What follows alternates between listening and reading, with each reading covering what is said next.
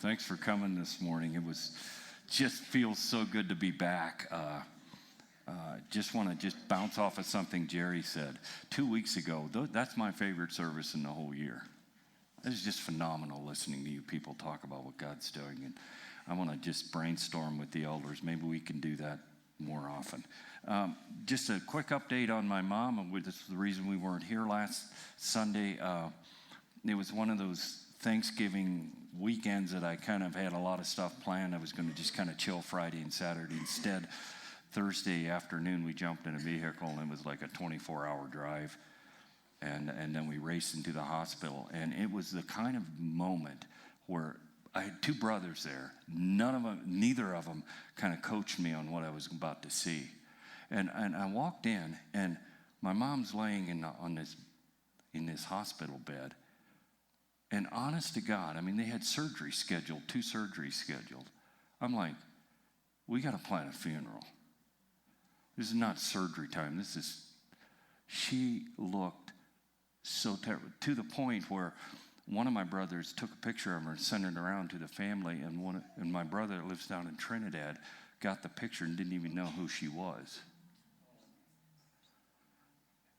And 2 surgeries later, and 3 or 4 days later, she's sitting up in a chair, and it's like, if you ever have those moments where you don't believe that God can touch a life quickly, it was that kind of thing. It was like, she's 85. This is the 4th time she beat cancer now. She's had 9 kids and had a stroke in the middle of all of that. And I'm like, God's not done with her for some reason. And it's just one of those moments where you're like, wow. So I got to see a miracle in some way. It was just the coolest thing. Plus, it happened to my mom, and so that was great.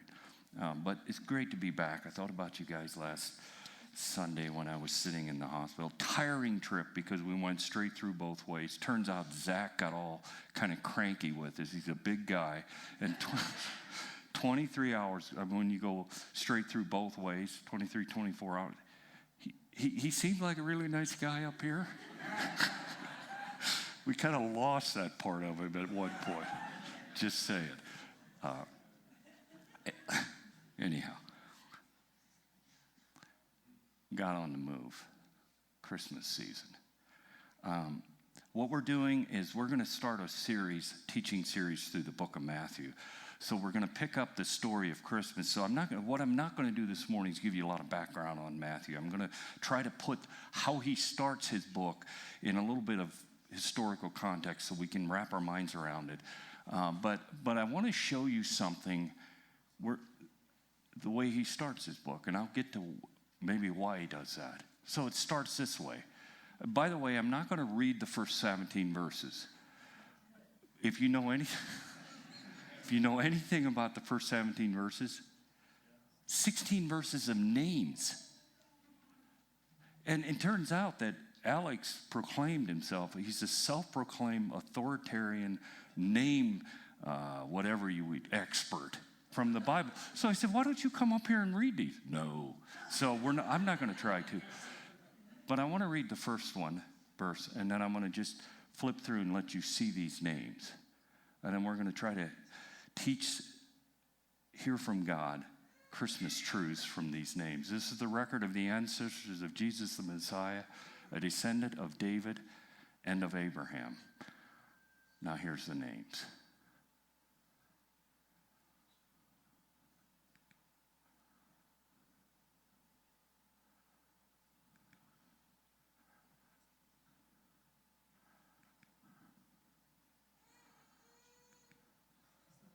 You guys are really quiet. You don't have to read it. I'm just showing you. There's probably some speed reader here that's getting this. The rest of us are just like. All these listed above include 14 generations from Abraham to David, 14 from David to the Babylonian exile, and 14 from the Babylonian exile to the Messiah. Let's pray. Man, God, what a strange way to start a book. And there's probably a sense of which some of us look at these names with a sense of honest confusion, like, what did we learn from this? So open our eyes and our ears and our hearts, our eyes to see, our ears to hear, our hearts to receive this, what you have for us from these names. Touch us with your presence in Jesus' name. Amen. So I want to just give you a little bit of kind of context for these names, but I want to start before I even do that and just say, did you find that really odd? Am I the only one? Because remember what's happening here. Matthew's writing a story. He's writing the story of Jesus. If you want to say, he's writing the story of God. He's writing about the life of Jesus. And what we want to do in this series is sometimes we have these ideas of Jesus. For some of us, we've grown up in church and we have all this stuff about Jesus. We want to take time over these next months and say, who was he actually? And kind of look at some of that. But when I thought about this, I thought about what a terrible way to start a book. I'm right now reading a book about John Paul Jones. I can promise you this, if that book would have started with going back generations and telling you names of the ancestors of John Paul Jones, I would have closed that book and taken it to the Goodwill. See, remember what's going on. He's writing a story, but what's interesting about this story is before this story starts, and I've told you this, there was 400 years of silence. We cannot wrap our minds. I don't think it's possible for us as human beings to wrap our minds around silence that lasts for 400 years. Because silence makes us uncomfortable. And silence, we weird out in silence, right? If it goes on and on. So what is actually happening, and I want to do this, I've done this before, but I want you to kind of place this silence in the context of life. Imagine a boy looking at his dad after they've gone to the synagogue that particular Sunday or Sabbath day, and he says to his dad, have you ever heard from God? And the dad has to shake his head and I've never heard from him. Not ever? No? Well, Grandpa was a cool guy. You think Grandpa heard from God? No. Grandpa never heard from. And that goes on generation after generation after the generation. Those people were stuck between all the stories because this is why the genealogy comes in. One of the reasons is this is an oral community. This is a community that valued genealogy. They valued the idea that belonged to something. And what they belonged to is stories from the past of God coming through in just incredible ways. They had the story of Daniel. They had all these stories from the Old Testament. They're stuck between the past, all these stories about who God was, and the future, some promise out there. But they're stuck in silence. Now I ask you this question. If the last time anybody that you know of, if it was 283 years ago since they heard from God, would you showed up this morning to try to hear from him? What even kept them coming? And it goes on and on and on. And then God's on the move, and God breaks into this silence. The silence breaks, and Matthew's writing about this story, and Matthew's writing about the most exciting thing that has ever happened to that nation, this promise that they had all the way back from Genesis, this promise that was just part of their lives and it's actually happening, and all of this stuff is finally coming together for him, and he starts to write the story with a list of names. Doesn't it feel like if you're having a night, the way he starts this, doesn't it feel like if you can't fall asleep one night, maybe the real cure you need is to go pull out Matthew and start reading that first chapter and boom, you're out. Like this is a cure for insomnia. Isn't there, because the way we think about writing stories, we start with something catchy. We start with something that pulls us in, because if you're an author, you want the person in that first chapter, when it starts up, you want them to get kind of sucked into where they want to turn the page and like, I wonder what happens in this page. And then what happens next, and what happens in the next chapter. And some of us are hopelessly addicted to this idea. We get so sucked in, we got to go to the end and figure out what happens so that we can go back and enjoy how it gets there. So why would you start like this? Is it possible that to that audience, when they read those names, all they wanted to do is turn the page and say, I wonder where this story goes? Because here's the thing, they value genealogy. I'm just going to throw this up here.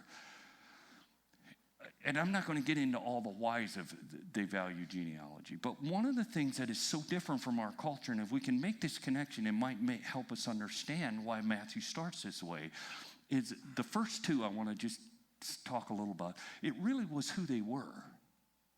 So it is true that in cultures, even today, and I've heard of cultures like this, that if you go ask a person, tell me about yourself, you know what they actually tell you about? They will say almost nothing about themselves. They'll tell you about their dad and their grandpa, and then they'll tell you about their kids. You know what they're actually saying? I'm part of a bigger story. I'm just a person in a story. That's how their minds. And so when he starts this, he's setting up the names of a bigger story. We're going to get to why that's really fascinating. But then it was dignity. Their worth was somehow then in this idea that I belong to this huge story that's going on. Well, now, think about that, how that works out. What are the stories we like? Don't we like stories of people that didn't have a chance and come out of nowhere? See, we like self-made stories. And we actually are kind of, I'm going to say I am because I don't know if you are. But we actually look at this whole thing of genealogy, that I get my identity and my dignity from genealogy. We look at that as entitlement, and we kind of don't like it. Like, just because your dad was such and such, you're a punk. It doesn't mean you get anything. And so we have a whole different reference point from this thing. In fact, I've gone to church with some of you for a long time. You know what I don't know about you? I almost don't know anything about your dad or your grandpa. Because genealogy doesn't matter to Americans.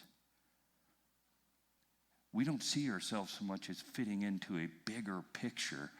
We have this way of looking at, I am the picture. Right? Now, I just got to throw this out here, because I don't want us to leave. I don't want to say that they get all the angels and our culture gets all the demons. You do understand there's a lot of demons come out of that way of thinking too, right? So I I'm not saying that. I'm just trying to show you the difference. And so when I watched the movie The Blind Side about this kid who gets adopted and makes something out of himself, the thing I thought is, yes, you know how they thought? That was just part of a bigger story. Why is the spotlight on him?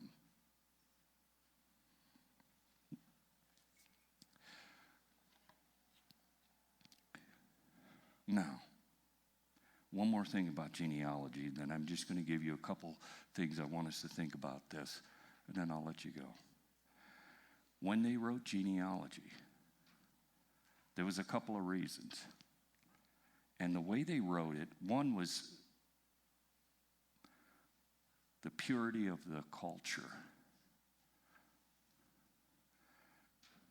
They could not mingle with those people. So when they wrote genealogy, they made sure that it focused on this pure race, this Jewish race that didn't have contamination.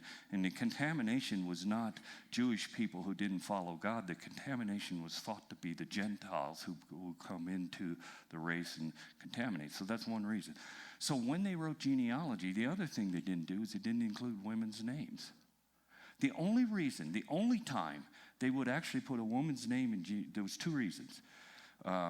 To ensure if for some reason something happened in the line, this genealogy trail, and by adding the lady's name to it, it would ensure the unity of yes, this actually is a person that belongs to this family line. It's the only time they do it, or they would do it if it made the person look better. Now I'm going to back this up, and I want you to see again what's going on here in these names. Purity of a race makes somebody look better. All right, now tell me how that works out in this story. I just highlighted a few things. Judah was the father of Perez and Zerah. Let's just call him that. Now, why would Matthew say? He has no reason for adding that detail. Does it not ensure the purity of the race? It actually screws it up. Whose mother was Tamar?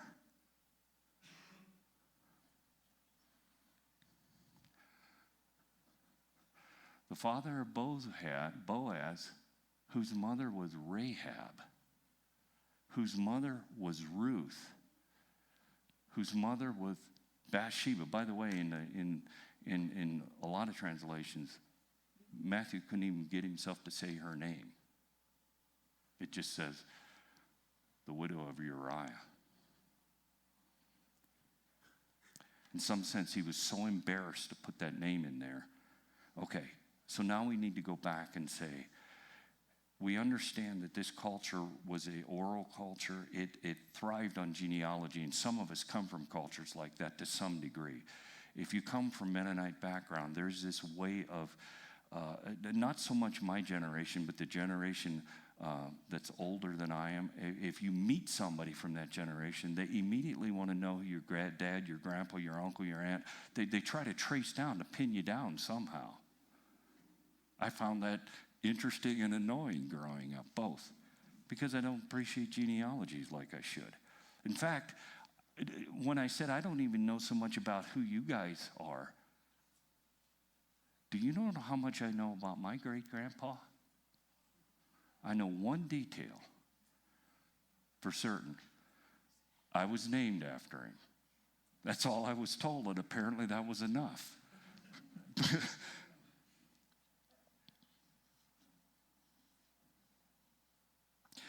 I can imagine Matthew comes home from work one day, and whatever his job was, he had originally been a tax collector, and then he becomes a follower of Jesus and a disciple of Jesus.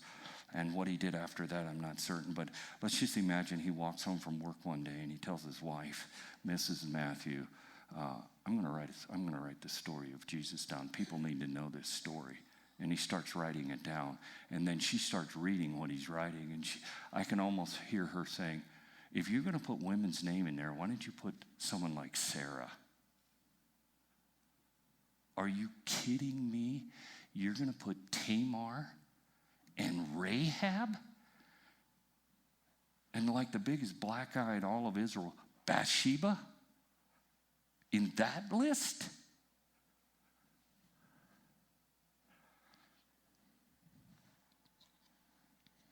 Here's who they were.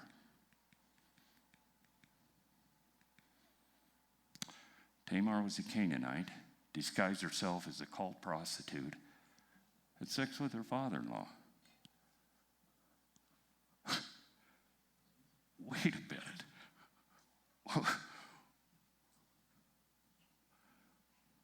What the heck is that about? In a list of names about who Jesus came from. Rahab, Canaanite, prostitute. Ruth, Moabite. And here's what the Bible said about Moabite people. No Moabite or any of their descendants for 10 generations may be admitted into the assembly of God. She's the only one of these women that doesn't have some kind of scandalous background, but she was under that thing. So you know how she was treated when she walked into the market. You're a Moab. Are you kidding me?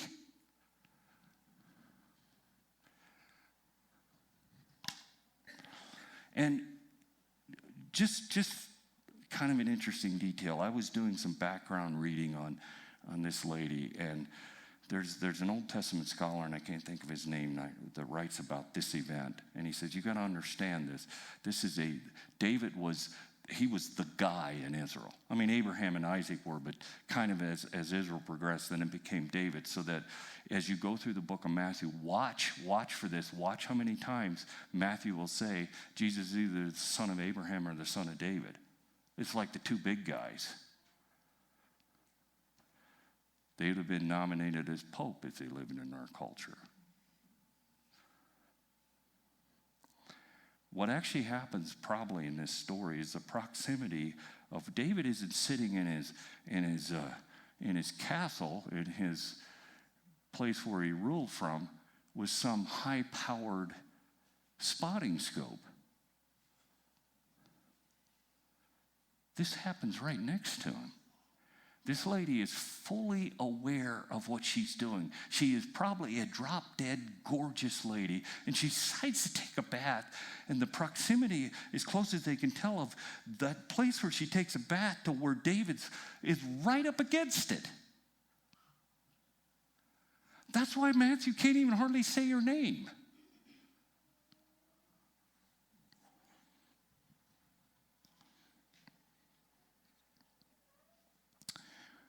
What can we learn about the Christmas story from this list of names? Let me give you 3 things, and then I'll let you go. Here's the first one. Matthew wants us to know Jesus not only came for sinners, he came from sinners. And I don't have the name. Martin Luther made this observation. No, wait, let me back up.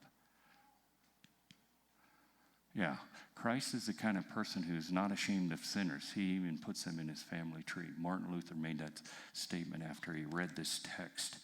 Here's what we need to know about the Christmas story, and here's why a Jewish person, after reading those names and after seeing those ladies' names in there, why they probably, unlike we would do, we if you want to read the First Testament or the New Testament, if you encourage someone, start at chapter 1, verse 18. Because if you start at chapter 1:1, you probably won't make it to about 10, verse 10, and you're going to say, what the heck is this book about? Here's why. One of the reasons why that culture would have said, wait a minute, I want to turn the page and see what happens. Because one of the lessons is this, there's this thing where he's not ashamed of sinners. He motivates Matthew, as Matthew's writing, by the way, throw some ladies' names in here so everybody knows that there's some scandal in my background. And I started to think of all the ghosts. And I can only go back a couple generations. My parents and my grandparents, because like I said, I know nothing about my great-grandparents. But if I put a list of the scandals in my family tree in just a couple generations, it's quite remarkable. It really is kind of interesting.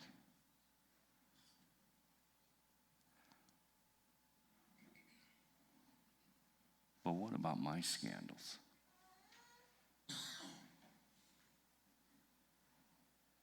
See, the issue is not my grandparents and my parents, it's me. And do I understand that part of the good news of the Christmas story was a God that said, I'm coming to redeem fallen people. Amen. And so when he wrote his own genealogy through the hand of Matthew, He said, look at my background. He not only came for sinners, he came through sinners. Second thing that Matthew, I think, wants us,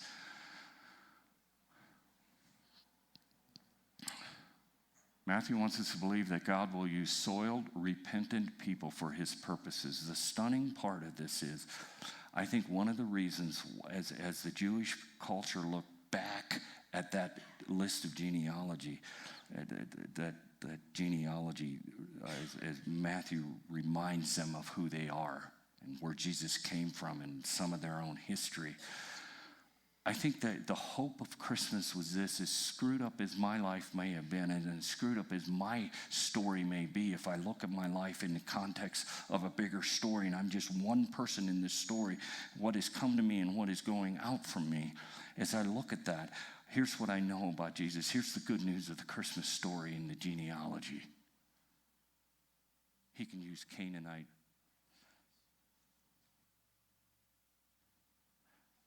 Joanne's playing with the sound. This is her fault. Let me see. Am I on? I'm on again. He can use Canaanite prostitutes in his story. He can use cult prostitutes. He can use scandalous women who take baths right in front of a guy. Because his is the story of redemption. That is crazy good news for some of us. Amen.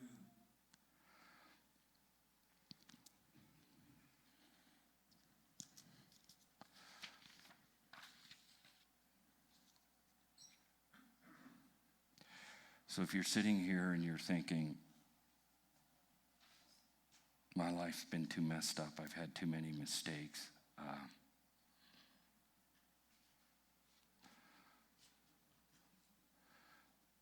maybe you need to turn to the one who writes stories in such a way that when people look back, they say, yeah, this person was known as this, but they became a person, different person. They're part of his story in the big picture.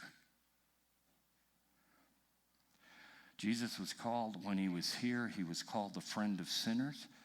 That was not a compliment, that was a charge. And aren't we also very thankful that he was a friend of sinners? Last one. Amen. Jesus wants us to remember that Jesus came for everyone. This was so difficult for that culture to realize. He told them in the promises of who the Messiah would be, way back when he talked to Abraham, he said, Abraham, the whole world is going to be blessed through you. And he didn't just say it to fill space. He just didn't say it for something to sound good. When they wrote the genealogy, they could look back and say, he did bless the whole world through us. They were Canaanites. They were Hittites. They were Moabites who got invited into the Christmas story.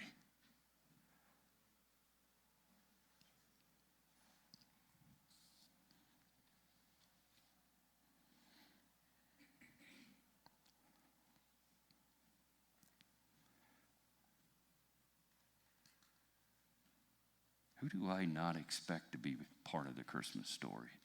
Because I think one of the things this story tells us is God's bigger than the idea. One of the barriers that was broken in the genealogy is that God only works through men. He throws a couple women in there and say, look what he did through these ladies. And he's trying to communicate to that generation, this is not just for the Jews. Everyone gets invited to this party. And when Matthew starts to to build on his story, when he gets to chapter 2, you're really going to see it. Some guys from the east get invited to the Christmas party while Jerusalem didn't. Do I embrace a story that when I look at my world, I realize that this story is the good news for every ite out there? Every one of them. So let me wrap this up with just a couple of practical ideas.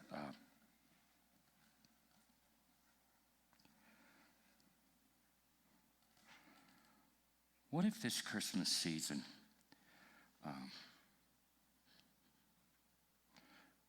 I would intentionally look up and realize that I've been invited into a larger story than me. God doesn't have this American view of I'm the center of the story. I'm just one person in a big redemption story. And say, thank you, Jesus, that my name's in that list. And just get caught up. I mean, man, we're going to get busy. Last night we went to the first Christmas party that we've been invited, and there's others coming, and it was the noisiest Christmas party in the history of Earth, I think. It was so noisy. And there's people, and there's just stuff going on, and all of this. And I finally told Joanne, I said, I got to go. I got to get out of here. I said, I can't imagine how loud this is to somebody that actually has good hearing. It must be deafening in here. There's some advantage of being mostly deaf. But I thought about how quickly, and I think Alex talked about this. I haven't listened to that, but I really want to, because I think we can get so caught up in the gift buying and just the stuff. But let's take some time to look up and say, I'm so glad I'm part of the genealogy. Because here's why genealogy matters. You might have walked in here and your worth is based on what you did this last week. That's how Americans assess value, right? So you can be a football coach that wins a lot of games and still gets fired. Why? Because you couldn't win the big one. It's not on success even. It's on, and we become programmed to say, man, I had a terrible week. My worth is down. Your worth is not about what you accomplished last year. Your worth is because you belong to a family. And you belong to the redemption story. That's your worth. That's your dignity. That's your identity. And that's what motivates you to deal with the stuff of your life. It's like, I'm part. Look up and you say, wow, what a story. Look around, or look within. And look within, and again, when you look within, you're going to find yourself battling that. But look at the lies you believe about yourself, and look at how this story's written. Because it might say, Dave the luster, and he was still part of the story. Dave, the guy that was angry, and he still used people who are part of his family. Whatever your issue is. And then look around. Look up, look within, and then look around. Here's what I really want us to think about this Christmas season. Who needs to hear this good news? There's got to be someone in your office. There's got to be someone you work for. He's got you intentionally positioned to tell somebody about who they really are because of their genealogy. If they sign up for the family of God, they belong to this long redemptive story, and their name's in the story. I wonder who we could tell the good news to this Christmas season. Because this is going to be a difficult Christmas season for some people. They're going to be disappointed when they actually open their gifts. It's going to be a challenge to spend Christmas Day with the family. I mean, it could be. That aunt might show up with the, Levita and lima bean casserole, and you're supposed to try to act like it's good. Whatever your issues are in your family. It could be a challenge. But do you understand this is our season? And let's go out and tell the good news. And the good news is we belong to a redemptive story, and my name's in the family genealogy. And someday, when they read the list of the names of who was here in Westcliffe, your name's going to be written, and it won't be about you. It'll be about a God that redeemed you. And even if they write the dirt about your name like they did these ladies, there's going to be something that's even bigger than that. That's who you became because you were his. And he redeemed you. Zach, would you come? As Zach comes, I just want to do this. I'm just going to ask. I just really felt this. And then Lauren Goodard, which came up and just confirmed it. Jerry, can we have you come up? We want some people to just come up. We're going to pray intentionally for his healing. So if you want to come up here, and as Zach leads us in this final thing, anybody that wants to come up and just spend some time praying, because this has been a difficult journey for Jerry. It's no fun losing your eyesight. And so we're just going to pray for his healing as Zach closes out our